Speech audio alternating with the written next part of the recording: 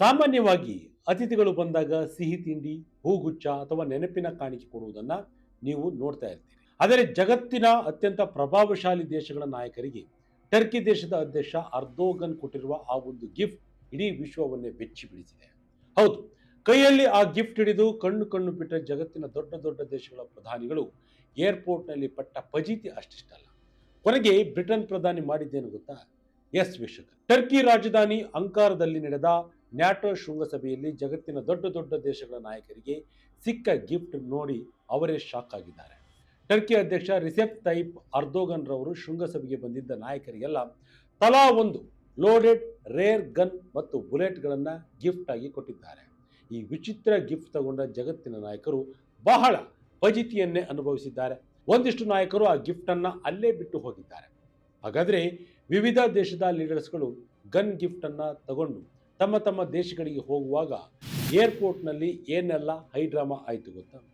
Britain ಪ್ರಧಾನಿ ಕೀರ್ ಸ್ಟ್ರಾಮರ್ ಮಾಡಿದ್ದೇನು, Canada ಪ್ರಧಾನಿ mark Carney ಆಡಿದ್ದೇನು, ಜಗತ್ತಿನ ನಾಯಕರೆಲ್ಲ ಈ ಗನ್ ಅನ್ನ ಏನ್ ಮಾಡಿದ್ರು ಅನ್ನೋದನ್ನ ಈ ವಿಡಿಯೋದಲ್ಲಿ ಡೀಟೇಲ್ ಆಗಿ ನೋಡ್ತಾ ಹೋಗೋಣ ಬನ್ನಿ.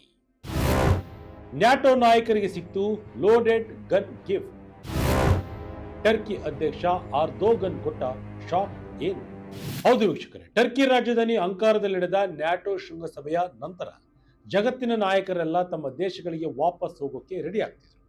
ಅದೇ ಸಮಯದಲ್ಲಿ ಟರ್ಕಿ ಅಧ್ಯಕ್ಷ ರಿಸೆಪ್ ತೈಪ್ ಅರ್ದೋಗನ್ ರವರು ಎಲ್ಲ ನಾಯಕರಿಗೂ ಒಂದು ವಿಚಿತ್ರವಾದ ಬೀಳ್ಕೊಡುಗೆಯನ್ನ ಗಿಫ್ಟ್ ಕೊಟ್ಟಿದ್ದಾರೆ. ಪ್ರತಿಯೊಬ್ಬ ನಾಯಕನಿಗೂ ಒಂದು ಸುಂದರವಾದ ಮರದ ಪೆಟ್ಟಿಗೆಯನ್ನು ನೀಡಲಾಯಿತು. ಏನೋ ಮಸ್ತಿದೆ ಗಿಫ್ಟ್ ಅಂತ ಎಲ್ಲರೂ ಅಂದ್ಕೊಂಡಿದ್ರು. ಆದರೆ ಆ ಬಾಕ್ಸ್ ಓಪನ್ ಮಾಡಿ ನೋಡಿದ ನಾಯಕರಿಗೆಲ್ಲ ಒಮ್ಮೆಲೆ ಶಾಕ್ ಆಗಿತ್ತು. ಯಾಕೆಂದ್ರೆ ಅದರ ಒಳಗೆ ಇದ್ದಿದ್ದು ಜಗತ್ತಿನ ಅತ್ಯಂತ ಅಪರೂಪದ ರೇರ್ ಗನ್ಗಳಲ್ಲಿ ಒಂದಾದ ಗ್ಯೂಮಿಸಿ .357 ಮ್ಯಾಗ್ನಮ್ ಅನ್ನು ರಿವಾಲ್ವರ್. ಇದು ಬರೀ ಶೋ ಪೀಸ್ ಗನ್ ಆಗಿದ್ದರೆ, ಚಿನ್ನದ ಗನ್ ಆಗಿದ್ದರೆ ಯಾರು ಶಾಕ್ ಆಗ್ತಿದ್ದಿಲ್ಲ. ಆದರೆ ಗಿಫ್ಟ್ ಕೊಟ್ಟಿದ್ದ ಗನ್ ಸಂಪೂರ್ಣವಾಗಿ ಕೆಲಸ ಮಾಡುವ ಅಪ್ಪಟ ರಿಯಲ್ ಗನ್ ಆಗಿತ್ತು. ಅಷ್ಟೇ ಅಲ್ಲ, ಅದರ ಜೊತೆ ಪ್ರತಿ ನಾಯಕನ ಹೆಸರನ್ನ ಆ ಬಂದೂಕಿನ ಬ್ಯಾರೆಲ್ ಮೇಲೆ ಕೆತ್ತಲಾಗಿತ್ತು. ಈ ಗಿಫ್ಟ್ ಬಾಕ್ಸ್ ಒಳಗಡೆ ಬ್ಲ್ಯಾಕ್ ಲೈನಿಂಗ್ ಇದ್ದು ಅದರ ಮೇಲೆ ಟರ್ಕಿ ದೇಶದ ಧ್ವಜ ಮತ್ತು ನ್ಯಾಟೋ ಲೋಗೋ ಇತ್ತು.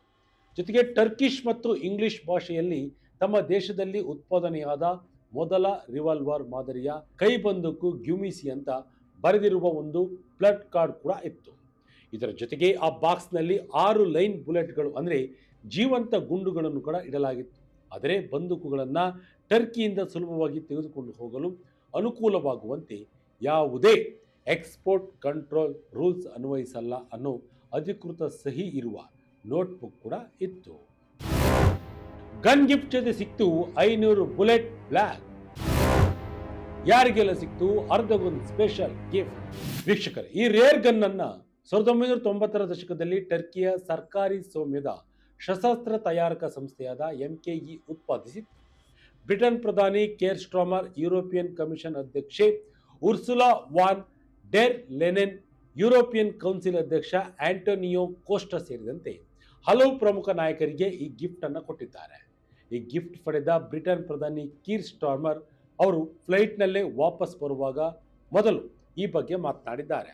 ಈ ಬಂದೂಕಿನ ಜೊತೆಗೆ ನಮಗೆ ಒಂದು ಕ್ಲೀನಿಂಗ್ ಕಿಟ್ ಮತ್ತು ಬರೋಬ್ಬರಿ 500 ಬುಲೆಟ್ಗಳ ಬ್ಲಾಕ್ ಸಿಕ್ಕಿದೆ ಅಂತ ಡೌನಿಂಗ್ ಸ್ಟ್ರೀಟ್ ಮೂಲಗಳು ತಿಳಿಸಿವೆ.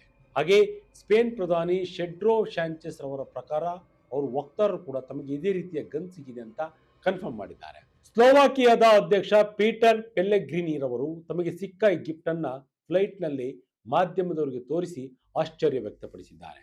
ಆದರೆ ವೀಕ್ಷಕರೇ, ಜಗತ್ತಿನ ದೇಶಗಳಲ್ಲಿ ಗನ್ ಕಂಟ್ರೋಲ್ ಕಾನೂನುಗಳು ಎಷ್ಟು ಕಟ್ಟುನಿಟ್ಟಾಗಿವೆ ಅಂದರೆ ಈ ಅಸಲಿ ಗನ್ ಮತ್ತು ಬುಲೆಟ್ಗಳನ್ನು ತಮ್ಮ ದೇಶಕ್ಕೆ ತೆಗೆದುಕೊಂಡು ಹೋಗುವುದು ಈ ನಾಯಕರಿಗೆ ದೊಡ್ಡ ತಲೆನೋವಾಗಿ ಪರಿಣಮಿಸಿತು. ಏರ್ಪೋರ್ಟ್ನಲ್ಲಿ ಶುರುವಾಯಿತು ಸೆಕ್ಯೂರಿಟಿ ಹೈಡ್ರಾಮಾ. ಗನ್ ಮತ್ತು ಬುಲೆಟ್ ತಗೊಂಡು ಜಗತ್ತಿನ ನಾಯಕರು ಮಾಡಿದ್ದೇನು? ಹೌದು ವೀಕ್ಷಕರೇ, ಈ ವಿಚಿತ್ರ ಗಿಫ್ಟ್ನಿಂದಾಗಿ ದೇಶದ ವಿವಿಧ ಸೆಕ್ಯೂರಿಟಿ ಟೀಮ್ಗಳಿಗೆ ದೊಡ್ಡ ತಲೆನೋವು ಶುರುವಾಯಿತು. ಯಾವುದೇ ದೇಶದೊಳಗೆ ಅಸಲಿ ಬಂದೂಕು ಮತ್ತು ಜೀವಂತ ಗುಂಡುಗಳನ್ನು ಲೈಸೆನ್ಸ್ ಇಲ್ಲದೆ ತರುವುದು ಕಾನೂನು ಬಾಹಿರವಾಗಿದೆ. ಇದಕ್ಕಾಗಿಯೇ ಏರ್ಪೋರ್ಟ್ಗಳಲ್ಲಿ ಕೆಲವೊಂದು ಸಸ್ಪೆನ್ಸ್ ಅಂಡ್ ಥ್ರಿಲ್ಲರ್ ಸನ್ನಿವೇಶಗಳು ಕೂಡ ಸೃಷ್ಟಿಯಾದವು. ಮೊದಲನೇದಾಗಿ ಬ್ರಿಟನ್ ಪ್ರಧಾನಿ ಕೀರ್ ಸ್ಟ್ರಾಮರ್ ಅವರು ಬ್ರಿಟಿಷ್ ಗನ್ ಕಂಟ್ರೋಲ್ ಕಾನೂನುಗಳನ್ನು ಗೌರವಿಸಿ ಆ ಬಂದೂಕನ್ನು ತಾಯ್ನಾಡಿಗೆ ತರಲೇ ಇಲ್ಲ. ಬದಲಿಗೆ ಅದನ್ನ ಟರ್ಕಿಯಲ್ಲೇ ಬಿಟ್ಟು ಬಂದಿದ್ದಾರೆ. ಅಲ್ಲಿ ಆ ಬಂದೂಕನ್ನ ಡಿಕಮಿಷನ್ ಅಂದ್ರೆ ಮುಂದೆ ಫೈರ್ ಮಾಡದ ಹಾಗೆ ಅದರ ಸಾಮರ್ಥ್ಯವನ್ನ ನಿಷ್ಕ್ರಿಯಗೊಳಿಸಿದ ನಂತರವೇ ಬ್ರಿಟನ್ಗೆ ತರಲು ನಿರ್ಧರಿಸಲಾಗಿದೆ.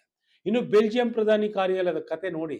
ಬೆಲ್ಜಿಯಂ ಪ್ರಧಾನಿ ಬಾಟ್ ಡಿ ವೆವರ್ ಅವರು ತಮ್ಮ ದೇಶಕ್ಕೆ ಬಂದ ತಕ್ಷಣವೇ ಆ ಬಂದೂಕನ್ನ ಬ್ರಸೆಲ್ ಏರ್ಪೋರ್ಟ್ ಪೊಲೀಸರಿಗೆ ಒಪ್ಪಿಸಿ ಸೇಫ್ ಆಗಿ ಇಡಲು ಸೂಚಿಸಿದ್ದಾರೆ. ಮತ್ತೊಂದೆಡೆ ಪೋಲೆಂಡ್ ಅಧ್ಯಕ್ಷ ಕರೋಲ್ ನಾವ್ರೋಕ್ರಿ ರವರ ಸಹಾಯಕರು ತಿಳಿಸಿರುವ ಪ್ರಕಾರ ಅವರ ರಿವಲ್ವಾರ್ ವಾರ್ಸಾ ಏರ್ಪೋರ್ಟ್ನಲ್ಲಿ ಕಸ್ಟಮ್ಸ್ ಕ್ಲಿಯರೆನ್ಸ್ಗಾಗಿ ಕಾಯ್ತಾ ಇದೆ. ಅದನ್ನ ಅತ್ಯಂತ ಸುರಕ್ಷಿತ ಮತ್ತು ಗೌರವಾನ್ವಿತ ಜಾಗದಲ್ಲಿ ಇಡಲಾಗುವುದು, ಆದರೆ ಯಾರು ಇದರಿಂದ ಶೂಟ್ ಮಾಡಲ್ಲ ಅಂತ ಅವರು ಸ್ಪಷ್ಟಪಡಿಸಿದ್ದಾರೆ. ಕೆನಡಾ ಪ್ರಧಾನಿ ಮಾರ್ಕ್ ಕಾರ್ನಿ ಮೆಪಲ್ ಶಿರಪ್ ಜೋ ಎಂಬೆಸಿ ಮತ್ತು ಮ್ಯೂಸಿಯಂ ಸೇರಿದ ಅರ್ದೋಗನ್ ರಿವಲ್ವಾರ್. ವೀಕ್ಷಕರೇ, ಈ ನಡುವೆ ಕೆನಡಾ ಪ್ರಧಾನಿ ಮಾರ್ಕ್ ಕಾರ್ನಿರ್ ಅವರು ಗಿಫ್ಟ್ ಬಗ್ಗೆ ಒಂದು ಫನ್ನಿ ಕಮೆಂಟ್ ಮಾಡಿದ್ದಾರೆ. ನಾನು ಆರ್ದೋಗನ್ ಅವರಿಗೆ ಕೊಟ್ಟ ಮೆಪಲ್ ಸಿರಫ್ ಗಿಫ್ಟ್ ಅವರು ಕೊಟ್ಟ ಗನ್ ಎದುರು ತುಂಬಾ ಸಣ್ಣದಾಗಿ ಕಾಣ್ತಾ ಇದೆ ಅಂತ ಜೋಕ್ ಮಾಡಿದ್ದಾರೆ. ಅಷ್ಟೇ ಅಲ್ಲ, ನನ್ನನ್ನ ಬಂದೂಕುಗಳಿಂದ ದೂರ ಇಡ್ತಾರೆ ಅಂತ ಕೆನಡಾದ ಜನರಿಗೆ ಭರವಸೆ ನೀಡಲು ಬಯಸುತ್ತೇನೆ ಅಂತ ನಕ್ಕಿದ್ದಾರೆ. ಈ ಬಂದೂಕನ್ನ ಸದ್ಯ ಡಿಕಮಿಷನ್ ಮಾಡಲಾಗುತ್ತಿದ್ದು ನಂತರ ಕೆನಡಾದ ರಾಷ್ಟ್ರೀಯ ಯುದ್ಧ ಮ್ಯೂಸಿಯಂಗೆ ಸೇರಬಹುದು ಅಂತ ಹೇಳಲಾಗಿದೆ. ಕೆನಡಾದ ಅಧಿಕಾರಿಗಳು ಈ ಬಂದೂಕನ್ನ ತಂದಿದ್ದರೂ ಅದರ ಲೈವ್ ಬುಲೆಟ್ಗಳನ್ನು ಮಾತ್ರ ಟರ್ಕಿಯಲ್ಲೇ ಬಿಟ್ಟು ಬಂದಿದ್ದಾರೆ. ಇತ್ತ ಸ್ವೀಡನ್ ಮತ್ತು ನೆದರ್ಲ್ಯಾಂಡ್ನ ಪ್ರಧಾನಿಗಳು ರಿವಾಲ್ವರ್ಗಳನ್ನು ಸದ್ಯಕ್ಕೆ ಟರ್ಕಿಯಲ್ಲಿರುವ ಅವರದೇ ಎಂಬೆಸಿ ಅಂದರೆ ರಾಯಭಾರ ಕಚೇರಿಗಳಲ್ಲಿ ಸುರಕ್ಷಿತವಾಗಿ ಇಡಲಾಗಿದೆ. ನೆದರ್ಲ್ಯಾಂಡ್ಸ್ ಮತ್ತು ಗನ್ನನ್ನು ಡಿಆಕ್ಟಿವೇಟ್ ಮಾಡಿಸಲು ಮುಂದಾಗಿದ್ರೆ ಸ್ವೀಡನ್ ಅದಕ್ಕೆ ಬೇಕಾದ ಇಂಪೋರ್ಟ್ ದಾಖಲೆಗಳನ್ನು ರೆಡಿ ಮಾಡ್ತಾ ಇದೆ. ಇಟಲಿಯ ಪ್ರಧಾನಿ ಜಾರ್ಜಿಯಾ ಮೆಲೋನಿರವರು ಆ ಗನ್ನನ್ನು ಈಗಾಗಲೇ ಅವರ ಸರ್ಕಾರದ ಪ್ರಮುಖ ಕಚೇರಿಯಾದ ಪಲಾಜೋ ಚಿಗಿಯಲ್ಲಿ ಇತರ ದೇಶಗಳ ಗಿಫ್ಟ್ಗಳ ಜೊತೆ ಸ್ಟೋರ್ ಮಾಡಲಾಗಿದೆ. ಯುರೋಪಿಯನ್ ಕಮಿಷನ್ ಅಧ್ಯಕ್ಷೆ ಉರ್ಸುಲಾ ವಾನ್ ಡೆರ್ ಲೆನಿನ್ ಮತ್ತು ಗ್ರೀಸ್ ಪ್ರಧಾನಿ ಇಬ್ಬರೂ ತಮ್ಮ ಗನ್ಗಳನ್ನು ಆಯಾ ದೇಶಗಳ ಮಿಲಿಟರಿ ಮ್ಯೂಸಿಯಂಗಳಿಗೆ ದಾನ ಮಾಡಲು ನಿರ್ಧರಿಸಿದ್ದಾರೆ. ಟರ್ಕಿ ರಕ್ಷಣಾ ಉದ್ಯಮದ ಪವರ್ ಪ್ರದರ್ಶನ. ಜಗತ್ತಿನ 3ನೇ ಅತಿ ಸಣ್ಣ ಸಶಸ್ತ್ರ ರಫ್ತುದಾರ ಟರ್ಕಿ. ವೀಕ್ಷಕರು, ಈಗ ನಮ್ಮ ಮನಸ್ಸಿನಲ್ಲಿ ಒಂದು ಪ್ರಶ್ನೆ ಬರುತ್ತೆ. ಆರ್ದೋಗನ್ ರವರು ಇಷ್ಟೆಲ್ಲ ರಿಸ್ಕ್ ತಗೊಂಡು ಜಗತ್ತಿನ ನಾಯಕರಿಗೆ ಬಂದೂಕನ್ನು ಯಾಕೆ ಗಿಫ್ಟ್ ಕೊಟ್ಟರು ಅಂತ. ಇದರ ಹಿಂದೆ ಟರ್ಕಿಯ ದೊಡ್ಡದೊಂದು ಸ್ಟ್ರಾಟಜಿ ಮತ್ತು ವಿದೇಶಾಂಗ ನೀತಿ ಅಡಗಿದೆ. ಟರ್ಕಿ ತನ್ನ ರಕ್ಷಣಾ ಉದ್ಯಮ ಹಾಗೂ ಶಸ್ತ್ರಾಸ್ತ್ರ ತಯಾರಿಕೆಯನ್ನು ಜಗತ್ತಿನಾದ್ಯಂತ ಪ್ರಮೋಟ್ ಮಾಡಲು ಬಯಸ್ತಾ ಇದೆ. ಇತ್ತೀಚಿನ ವರ್ಷಗಳಲ್ಲಿ ಟರ್ಕಿಯ ಡಿಫೆನ್ಸ್ ಇಂಡಸ್ಟ್ರಿ ತುಂಬಾ ವೇಗವಾಗಿ ಬೆಳೆದಿದೆ. ಯುರೋಪಿಯನ್ ಮಾರುಕಟ್ಟೆಗೆ ಟರ್ಕಿ ದೇಶವು ಅತ್ಯಂತ ಕಡಿಮೆ ಬೆಲೆಯ ಪಿಸ್ತೂಲ್ ಮತ್ತು ಶಾರ್ಟ್ ಗನ್ಗಳನ್ನು ಪೂರೈಕೆ ಮಾಡ್ತಾ ಇಟಲಿ ಮತ್ತು ಬೆಲ್ಜಿಯಂನ ದೊಡ್ಡ ದೊಡ್ಡ ಬ್ರ್ಯಾಂಡ್ಗಳಿಗೆ ಟಕ್ಕರ್ ಕೊಡ್ತಾ ಇದೆ. ಜೀನಿವಾದ ಸ್ಮಾಲ್ ಆರ್ಮ್ಸ್ ಸರ್ವೆ ವರದಿ ಪ್ರಕಾರ 2019ರಿಂದ 2024 ನಡುವೆ ಟರ್ಕಿ ಜಗತ್ತಿನಲ್ಲೇ 3ನೇ ಅತಿದೊಡ್ಡ ಸಣ್ಣ ಶಸ್ತ್ರಾಸ್ತ್ರ ರಫ್ತುದಾರ ದೇಶವಾಗಿ ಹೊರಹೊಮ್ಮಿದೆ. ಈ ಅವಧಿಯಲ್ಲಿ ಬರೋಬ್ಬರಿ 3 ಬಿಲಿಯನ್ ಮೌಲ್ಯದ ವೆಪನ್ಗಳನ್ನು ಟರ್ಕಿ ರಫ್ತು ಮಾಡಿದೆ. ಅಮೆರಿಕ ಮತ್ತು ಇಟಲಿ ದೇಶಗಳ ನಂತರದ ಸ್ಥಾನ ಟರ್ಕಿಗೆ ಸಿಕ್ಕಿದೆ. ಅದಕ್ಕಾಗಿಯೇ ಶೃಂಗಸಭೆಯ ಡಿನ್ನರ್ ನಂತರ ಉರ್ಸುಲಾ ವಾನ್ ಡೆರ್ ಲೆಯನ್ ಮತ್ತು ಆಂಟೋನಿಯಾ ಕೋಸ್ಟರ್ ಅವರೊಂದಿಗೆ ಮಾತುಕತೆ ನಡೆಸುವಾಗ ಆರ್ದೋಗನ್ ಈ ಡಿಫೆನ್ಸ್ ಹಾಗೂ ಟ್ರೇಡ್ ವಿಚಾರಗಳನ್ನು ಚರ್ಚಿಸಿದರು. ಭಾರತದ ಪ್ರಧಾನಿ ಮೋದಿಗೇನಾದರೂ ಈ ಗಿಫ್ಟ್ ಸಿಕ್ಕಿದ್ರೆ ಏನಾಗ್ತಿತ್ತು? ಭಾರತೀಯ ಆರ್ಮ್ಸ್ನ ಪ್ರಕಾರ ಗನ್ ತರೋದು ಅಷ್ಟು ಸುಲಭನ? ವೀಕ್ಷಕರೀಗ ನಿಮ್ಮ ಮನಸ್ಸಿನಲ್ಲಿ ಒಂದು ಕುತೂಹಲ ಮೂಡಿರಬಹುದು. ಒಂದು ವೇಳೆ ಭಾರತದ ಪ್ರಧಾನಿ ನರೇಂದ್ರ ಮೋದಿ ಅವರಿಗೂ ಇಂತಹ ಒಂದು ರಿವಾಲ್ವರ್ ಗಿಫ್ಟ್ ಸಿಕ್ಕಿದರೆ ಏನಾಗ್ತಿತ್ತು ಅಂತ. ಭಾರತೀಯ ಸಶಸ್ತ್ರ ಕಾಯ್ದೆ ಅಥವಾ ಇಂಡಿಯನ್ ಆರ್ಮ್ಸ್ ಲಾ ಪ್ರಕಾರ ಯಾವುದೇ ಬಂದೂಕನ್ನ ವಿದೇಶದಿಂದ ದೇಶದೊಳಗೆ ತರುವುದು ಅತ್ಯಂತ ಕಟ್ಟುನಿಟ್ಟಾದ ನಿಯಮಗಳಿಗೆ ಒಳಪಟ್ಟಿರುತ್ತದೆ.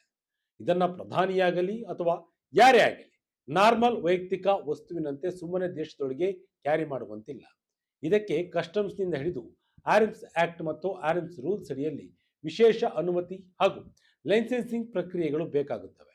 ಒಂದು ವೇಳೆ ಪ್ರಧಾನಿಯವರಿಗೆ ಇಂತಹ ಗಿಫ್ಟ್ ಸಿಕ್ಕಿದರೆ ಅದನ್ನು ನೇರವಾಗಿ ಅವರ ಪರ್ಸನಲ್ ಪೊಸಿಷನ್ ಅಥವಾ ವೈಯಕ್ತಿಕ ಬಳಕೆಗೆ ಇಟ್ಟುಕೊಳ್ಳಲು ಸಾಧ್ಯವಿಲ್ಲ. ಬದಲಿಗೆ ದೇಶದ ಕಸ್ಟಮ್ಸ್ಗೆ ಇದನ್ನು ಕಡ್ಡಾಯವಾಗಿ ಡಿಕ್ಲೇರ್ ಮಾಡಬೇಕಾಗುತ್ತೆ. ಬಳಿಕ ಸೆಕ್ಯೂರಿಟಿ ಮತ್ತು ಗವರ್ನಮೆಂಟ್ ಪ್ರೋಟೋಕಾಲ್ ಮೂಲಕವೇ ಅದನ್ನ ಹ್ಯಾಂಡಲ್ ಮಾಡಬೇಕಾಗುತ್ತೆ. ಸರ್ಕಾರಿ ನಿಯಮಗಳ ಪ್ರಕಾರ ಇಂತಹ ಬಂದೂಕನ್ನ ಅಫಿಷಿಯಲ್ ಆಗಿ ಸ್ಟೋರ್ ಮಾಡಬೇಕಾಗುತ್ತೆ ಅಥವಾ ಅದರ ಫೈರಿಂಗ್ ಸಾಮರ್ಥ್ಯವನ್ನ ನಿಷ್ಕ್ರಿಯಗೊಳಿಸಿ ಇಡಲಾಗುತ್ತೆ. ಅಂದರೆ ಭಾರತದ ಪ್ರಧಾನಿಗೆ ಈ ಗಿಫ್ಟ್ ಸಿಕ್ಕಿದರೂ ಸಹ ಅದನ್ನು ದೇಶದ ಗಡಿ ದಾಟಿಸುವಾಗ ಸಂಪೂರ್ಣವಾಗಿ ಇಲಾಖೆಯ ನಿಯಮಾವಳಿಗಳ ಅಡಿಯಲ್ಲೇ ಪ್ರಕ್ರಿಯೆಗೊಳಿಸಬೇಕಾಗುತ್ತೆ.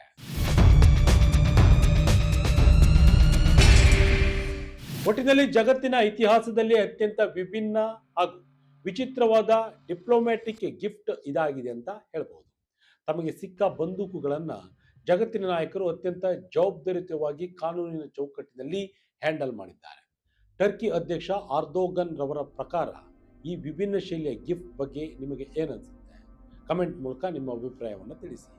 ಇದಾಗಿತ್ತು ಈ ಕ್ಷಣದ ಇಂಟ್ರೆಸ್ಟಿಂಗ್ ಸ್ಟೋರಿ. ಇದೇ ರೀತಿಯ ಸ್ಟೋರಿಗಳಿಗಾಗಿ Vijayakantha website, YouTube page, Facebook page follow ಮಾಡ್ತಾ ಇರಿ. ಧನ್ಯವಾದಗಳು.